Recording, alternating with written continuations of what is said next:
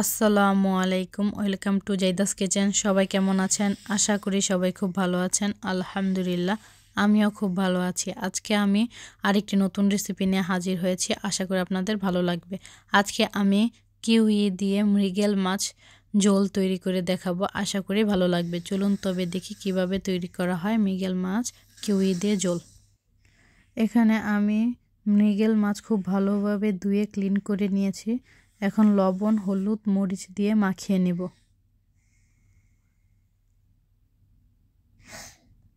মাখানো হয়ে গেছে। এখন আমি একটি প্যান বসিয়ে দিয়েছি, পরিমাণ মতো তেল। তেলটা গরম হয়ে আসলে একে একে আমি সবগুলা মাছ ভেজে নেব।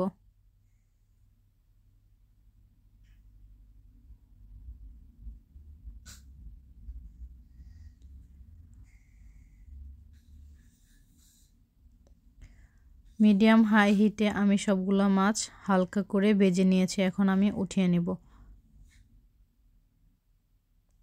সেম তেলে আমি আবারও 2 টেবিল চামচ পরিমাণ তেল দিয়ে দিয়েছি। এখন আমি হাফ চা চামচ 5 ফোড়ন এবং 2টা শুকনা মরিচ ভেঙে দিয়ে দিয়েছি। কিছুক্ষণ তেলের মধ্যে ভেজে নিয়ে এখন আমি 1 কাপ পরিমাণ পেঁয়াজ কুচি দিয়ে দিয়েছি, স্বাদ মতো লবণ। পেঁয়াজটা আমি খুবই ভালোভাবে ভেজে নিয়েছি। যখন এমন বেরেস্তা কালার হয়ে আসবে এই পর্যায়ে আমি আগে থেকে কেটে রাখা একটা টমেটো কুচি দিয়ে দিয়েছি। টমেটোটা কিছুক্ষণ আমি ভেজে নেব পেঁয়াজের সাথে। ভেজে নেওয়ার পর এখানে আমি 1 চা চামচ হলুদ গুঁড়ো এবং 1.5 চা চামচ ধনিয়া, মরিচ, জিরা গুঁড়ো দিয়ে দিয়েছি। এখন আমি কিছুক্ষণ তেলের মধ্যে মশলাগুলো ভেজে নেব। তেলের মধ্যে মশলাগুলো কিছুক্ষণ ভেজে নিলে কালারটা সুন্দর আসে। এখন আমি পরিমাণ মতো অল্প অল্প পানি দিয়ে মশলাটা খুব ভালোভাবে কষিয়ে নেব।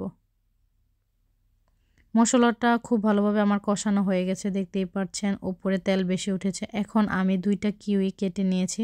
কিউইটা কিছুক্ষণ আমি মশলার সাথে কষিয়ে নেব।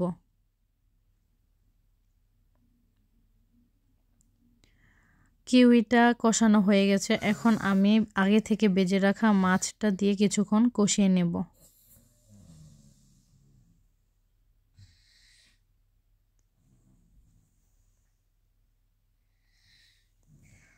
এখন আমি আবার উল্টিয়ে মাছটা কষিয়ে নেব। মাছটা খুব ভালোভাবে আমার কষানো হয়ে গেছে। এখন আমি ফুটন্ত গরম পানি জল দিয়ে দিব। এখানে আমি 2 কাপ পরিমাণ জল দিয়ে দিয়েছি। জলটা আপনাদের পছন্দ অনুযায়ী বাড়িয়ে কমিয়ে নিতে পারেন। আস্ত কাঁচামরিচ দিয়ে দিয়েছি ফ্লেভারের জন্য। এখন আমি 5 মিনিট জাল দিয়ে দেব। আমার মাছটা হয়ে গেছে, দেখতেই পাচ্ছেন তেল বেশি উঠেছে। এখন আমি ভাজা জিরা গুঁড়ো দিয়ে দেব। এরপর যে আমি নামিয়ে নেব। আমার রান্না হয়ে গেছে। এভাবে আপনারা রান্না করে দেখতে পারেন। আশা করি আপনাদের ভালো লাগবে। এতক্ষণ আমার ভিডিওটি দেখার জন্য অসংখ্য ধন্যবাদ। ভিডিওটি ভালো লাগলে একটা লাইক এবং আমার চ্যানেলটি সাবস্ক্রাইব করে পাশে থাকবেন। কমেন্টের মাধ্যমে জানাতে ভুলবেন না কেমন হয়েছে। আল্লাহ হাফেজ।